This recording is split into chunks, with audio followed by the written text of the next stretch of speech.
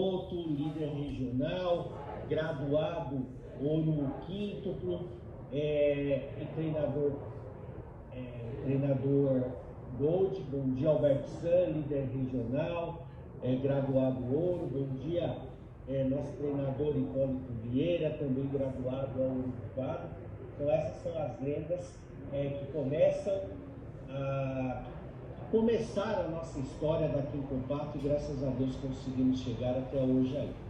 Então, Kozuka, começando com o senhor aí, o senhor que é o nosso CEO fundador, o senhor que tem essa história muito bonita junto com essas lendas daqui em Compato. Eu queria que o senhor se apresentasse, tem muitas pessoas aqui que não conhecem o senhor, para que a gente possa dar sequência aí. Ok, Ulisses, muito obrigado pelo convite. Estou vendo aqui algumas carinhas já conhecidas. Um prazer falar com vocês. Alberto Yoshida, Seiji Sakamoto. São pessoas que a gente vai conversar um pouco sobre a nossa história. Muito obrigado pelo convite. Mas vamos lá. Bom, meu nome é Sérgio Kozuka, eu sou mestiço de japonês com italiano e português. São três gerações aí que tem histórias no mundo. Meu bisavô, ele chegou no navio Kasatomaru, e meu pai já nasceu, meu avô japonês, minha bisavó japonesa do Japão, minha avó, meu avô são japoneses também. E meu pai nasceu aqui no Brasil, né? Ele é o filho mais velho da minha família, o japonês fala Chonan, e eu sou o mais velho da minha geração. Nós viemos do agronegócio. Eu nasci lá em Rondon, Paraná. Não é Marechal Cândido de Rondon, é Rondon, perto da cidade de Paranavaí. Quem conhece aí, gaúcha. Segui minha vida até aos 18 anos, quando chegou meu alistamento. E eu me alistei e fui para o exército. Fui voluntário pela história do meu avô, que participou na guerra, na Segunda Guerra Mundial, na Guerra da Manchúria. A história dele me encantou e eu tomei a decisão de ser um voluntário e servir. Fui para a Polícia do Exército em Brasília, fiquei durante um ano, fiz o curso de cabo, saí como terceiro sargento e tomei a decisão de sair graças a... É bom a gente ter amigos na vida, né? Tem um coronel, quando eu fui trabalhar no S1, ele chama Coronel Cordeiro, falou: Kozuka, o exército você vai conseguir uma carreira boa aqui dentro. Você vai se dar bem, você vai ser um oficial, você vai ganhar bem, mas você é uma pessoa diferente, você é uma pessoa que é do empreendedorismo, você tem que ajudar a sociedade, tem que ajudar o país, você tem que gerar emprego. Eu aconselho você não seguir aqui. E aquilo, eu ouvi ele, marcou a minha vida. Então, quando eu fui encontrar o Renato em São Paulo, conversar com o Renato, eu tomei a decisão de sair do exército e vim para São Paulo. Desde então eu só trabalhei em duas instituições na minha vida. A dos meus pais, no agronegócio, que era o café. Nós tínhamos 50 mil pés de café na época. A gente colhia arroz, feijão, milho, que era para o nosso dia a dia. E nós tínhamos algumas vacas leiteiras, que também não era nem para venda do leite, nem reprodução, nem gado de engorda, era só para a família. Tínhamos criação de suínos, por volta aí de umas 40, 50 cabeças. E meu avô também entrou na área das galinhas poedeiras. Aí era 100 mil cabeças. Era um outro negócio que nós tínhamos na fazenda que dava o sustento da nossa família. Nossa família, meu avô e mais os filhos, 3 filhos, que é o tio Valdomiro, o tio Clóvis e meu pai, que é o Tocoitiro, que faziam a gestão da família. Então, desde criança, nós vivemos e convivemos com empreendedores. Esses empreendedores que quer gerar emprego, a empresa trabalhar em cima de produção de produto, a lucratividade. Então isso nos deu uma experiência de vida, uma bagagem muito boa. Então quando eu venho para São Paulo, não teve outro jeito. Nós tivemos que vender o nosso negócio. Quem é paranaense aí e tem mais ou menos a minha faixa de idade vai lembrar daquela grande geada que deu no Paraná em 1975. Ali o nosso negócio, nós tivemos que, depois ainda sustentamos mais uns 5 anos, mas nós tivemos que dar uma guinada e mudar o nosso negócio. Foi que nós viemos para São Paulo. Por isso que eu falo que todas as grandes crises é onde o empreendedor, né, o investidor, ele cresce, ele evolui. Então, foi nessa grande crise, nós tivemos que mudar o negócio nosso e nós viemos para São Paulo. O Renato já estava aqui, foi quando eu vim, e eu tive a oportunidade de conhecer essa empresa que é a Niken, que nós vamos conversar daqui a pouco, que é a Kencopato. Eu sou casado com a Marli, conheci também ela dentro do grupo Kencopato. Eu estou vendo aqui também o Hipólito, aqui, ó, os mais antigos aqui da minha história conhecem a minha história desde quando eu namorava, né? Eu namorei com a Marli, casei.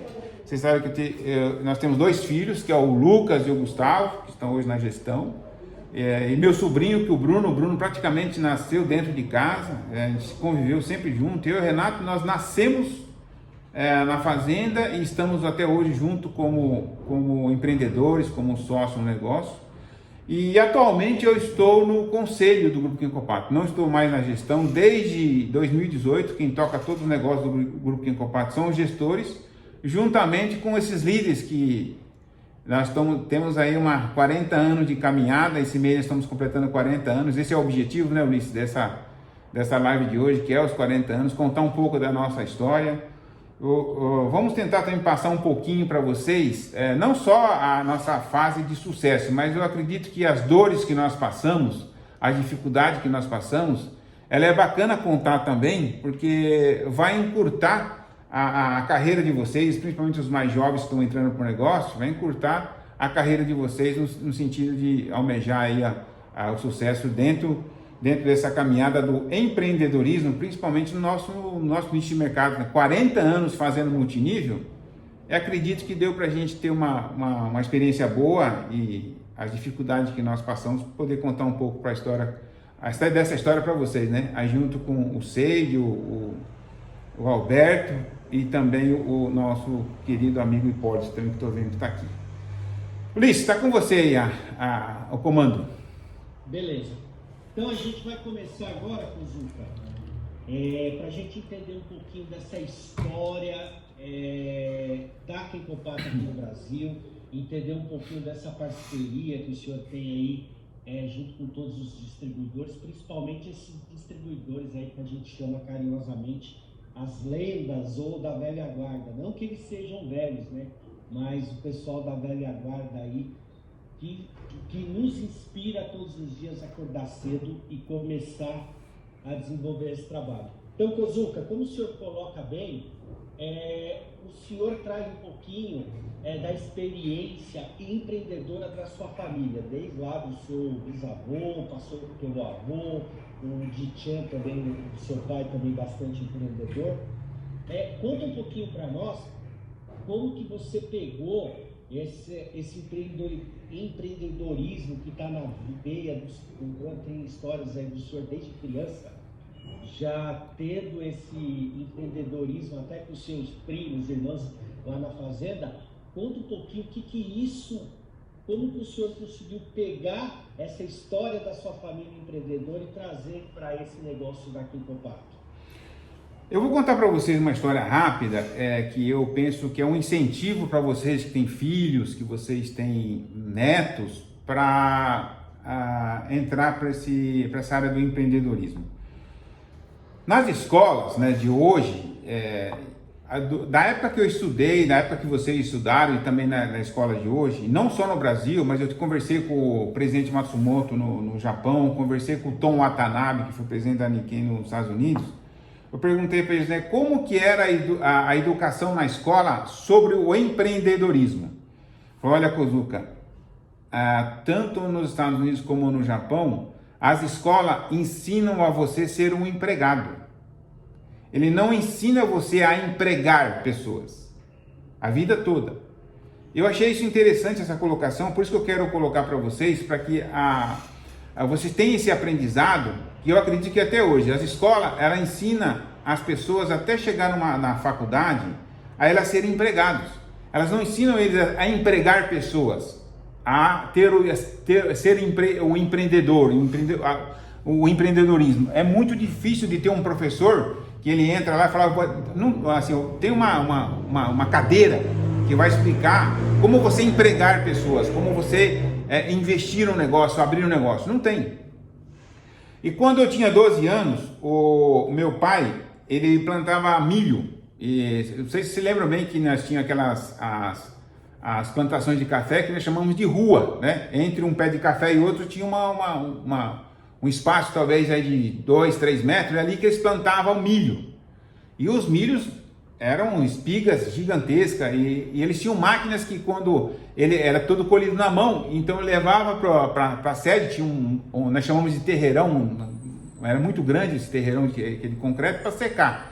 E tinha uma máquina que ele triturava o milho. Só que a máquina, ela perde muito milho na hora de você, ela debulha o milho com a palha toda, o sabugo, depois separa o milho. Só que o milho, como ele é muito duro, ele acaba espalhando um pouco, caindo fora da área do saco ali que ia ensacando. E quando eu observei aquilo, eu falei, nossa, aqui tem uma perda muito grande.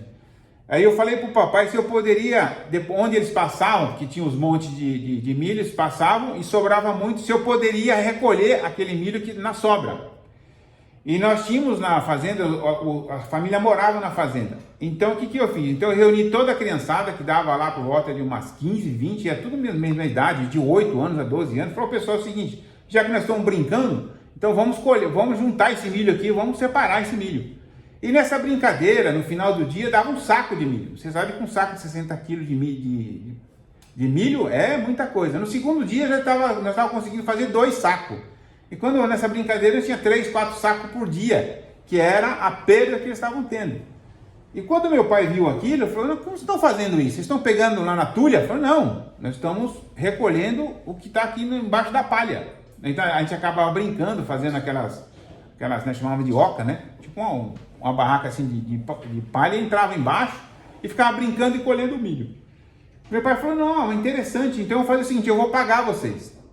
E como ele me dava o dinheiro, eu distribuía com os outros meninos. Tanto que isso aí deu um problema sério, que quando os meninos as meninas também chegaram em casa com o dinheiro, os pais já pegaram ele já de jeito lá, teve uns que tomou até umas palmadas. Não, você pegou esse dinheiro. Não, é que foi lá o Sérgio que deu para nós. Aí foram conversar com meu pai. Falou, esses meninos apareceram com esse dinheiro lá em casa, o que eles estão aprontando? Aí meu pai falou, não, eu vou explicar para vocês. Eles estão fazendo isso, estão recolhendo a perda do milho, aí eu achei interessante o Sérgio fazer isso, então eu estou dando esse dinheiro para ele. E aí ele perguntou, o que você está fazendo com o dinheiro? Eu falei, eu estou dando para a molecada que está me ajudando. Então meu pai me dava e eu não tinha noção de dinheiro. Então o que eu recebia, inclusive, eu pedia para ele, assim, vamos supor que tinha lá 15 crianças, né? Eu faço a me dar 15 notas de 2. Mas para que você quer tudo isso? É porque tem mais volume, né, pai? Tem mais dinheiro do que um só. Aí eu distribuía com eles. Então, Ulisses, eu penso que aí o empreendedorismo começou aí, vendo meus pais e meus avós, porque eles trabalhavam e aí eles tinham o hábito de fazer o pagamento todo sábado de manhã, né? Tinha um escritório, tinha uma janela assim com um balcão. Aí ele falava lá, você trabalhou tantos dias, vezes, sim, sei lá, R$200 a diária, dá R$1.000, fazia um cheque e pagava e... Aí eles começam a entender, né, que ali tinha o quê? O serviço, em troca do serviço tinha a parte do pagamento.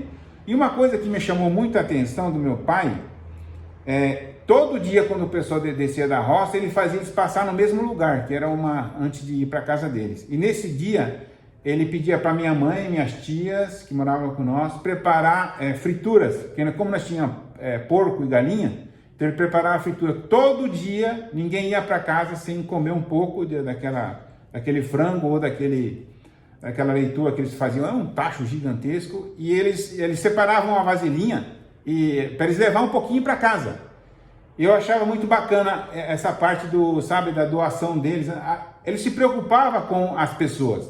Além de ter o negócio, havia essa preocupação também dentro do empreendedorismo. E foi daí que nasceu, então, com 12 anos, Ulisses, essa vontade de empreender e de ajudar as pessoas.